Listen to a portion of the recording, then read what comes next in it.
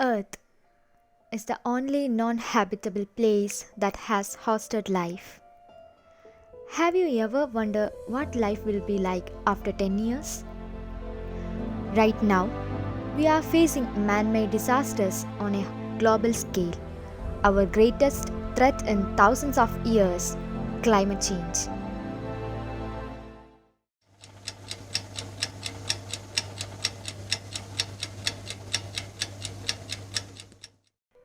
Climate change has been a topic of active debate since the early 1990s.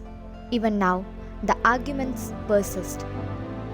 But how many of us can clearly define what the climate is, what is the weather, and what is the atmosphere? We asked some of the students of Pondicherry University about the difference between climate and weather and what the atmosphere is. Let's see their responses. What is the difference between climate and weather?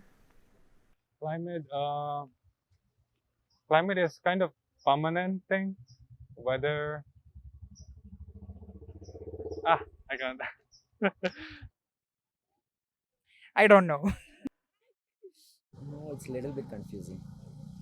Climate is something like we are, in my case, climate is something we observe with the change in every day. And even weather is something depend upon the sun's rotation and it comes in regular interval. Some kind of like that. We don't know. We don't know. I don't know. Weather and climate, I don't know. Whether it's a long time, climate for short time. It keeps on changing. What is the atmosphere? Atmosphere defining. No, No. Don't know.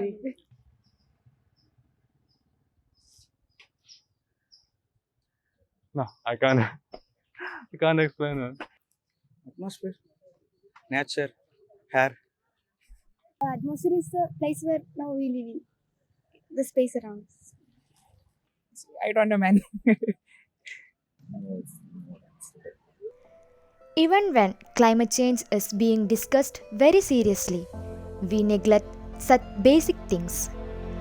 As we are experiencing the effect of climate change, we need to be more aware of our surroundings. Let's hear what climate, weather, and atmosphere are, and more about climate change from Environmental Science Professor of Pondicherry University, Dr. D. Ramamurthy. Weather, daily condition of Earth atmosphere at any given time. In another terms, we can call this as short term. Climate, averaged weather patterns over a long period of time. This is also called as long term. Weather refers to short term changes in the atmosphere. Climate describes what the weather is like over a long period of time in a specific area, locality. And different regions can have its different climates. Atmosphere is nothing but the mixture of gases such as nitrogen, argon and oxygen, etc., which surrounds the Earth or any other star, planet, etc. Earth atmosphere stretches from the surface of the planet up to 10,000 kilometers above.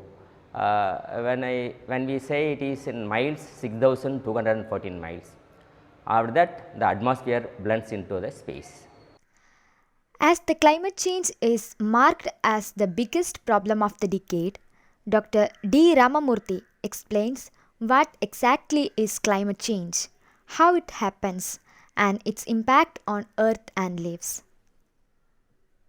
Climate change, which is any substantial change in Earth climate that lasts for an extended period of time.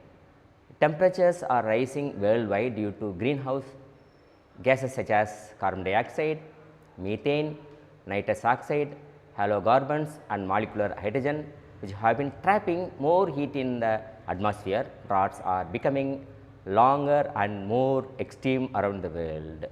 Tropical storms cyclones becoming more severe due to warmer ocean water temperatures. We are all looking around the world. So many things happen, and owing to hotter summers, shifting agricultural regions, more evaporation, frequent and intense forest fires, extinction of coral reefs, plant and animal species. Since 1880, the global mean sea level has risen about 8 to 9 inches. When you say in centimeter, that is 21 to 24 centimeters. In 2020, global mean sea level was 91.3 millimeters, that is 6.6 inches above the 1993 average, making it the highest annual average in the satellite record. And one more point I would like to give you, that is globally sea levels are estimated to rise 1.1 meter by 2100 if countries are not able to restrict emissions well below 2 degrees Celsius above pre-industrial levels. We have been facing heavy floods, landslides, droughts, and unusual rise in temperature. Are all this because of climate change? Let's hear from Dr. Ramamurthy. The main threats of climate change stemming from the rising temperatures of Earth atmosphere include rising sea levels, ecosystem collapse, and more frequent and severe weather. Rising temperatures from human-caused greenhouse gas emissions affect planet-wide systems in various ways. Climate change is commonly understood to be one of the drivers of extinction, affecting biodiversity in nearly every corner of the planet. But few realize that the loss of biodiversity is also exacerbating climate change and shifting global weather patterns. An impact happened in Bihar. A result of hot temperatures, more than 100 people died in the state of Bihar alone in 2019. And heat wave in Europe 2003 caused about 50,000 deaths, and a 1995 heat wave in Chicago caused more than 600 deaths. Climate change also alters the life cycles of plants and animals. For example, as temperatures get warmer, many plants are starting to grow and bloom earlier in the spring and survive longer into the fall. Some animals are waking from hibernation sooner or migrating at different times. Relentless rise in global average temperatures is aiding the formation and intensification of more and more cyclones. The Bay of Bengal, occupying just 0.6% of the global ocean area, is responsible for 4 out of 5 cyclone-related deaths in the world. If we dramatically cut out global warming emissions, it means stopping various oxides. That way, we can say it dramatically cut out global warming emissions, and we limit future warming. We can significantly reduce the harm to environment. Responding to climate change involves reducing the flow of heat trapping greenhouse gases into the atmosphere, enhancing the sinks that accumulates and store these houses, such as oceans, forest, and soil. And nearly every ecosystem, tree and animal helps produce Earth climate. And right now, the extinction crisis exacerbates the climate crisis. And protecting and restoring nature is the biggest step we can toward stabilizing the climate emergency. In Paris 2015, world leaders from 197 countries pledged to put people first and reduce their countries' greenhouse gas emissions. The Paris Agreement has the aim of limiting global warming to well below 2 degrees Celsius and ideally to 1.5 degrees Celsius.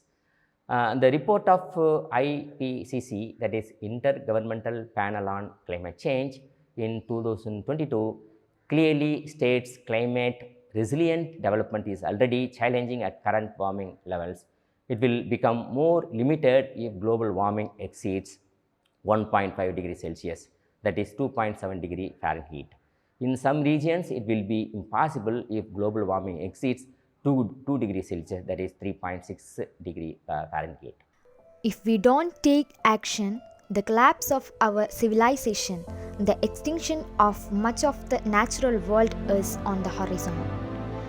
The message is clear, our time is running out. What we need now is to change the way we run our world. We can help ourselves by switching to renewable energy, using trains and cycles, and replacing light bulbs, and most importantly, being aware of our surroundings and its changes. Let's get literate about our climate.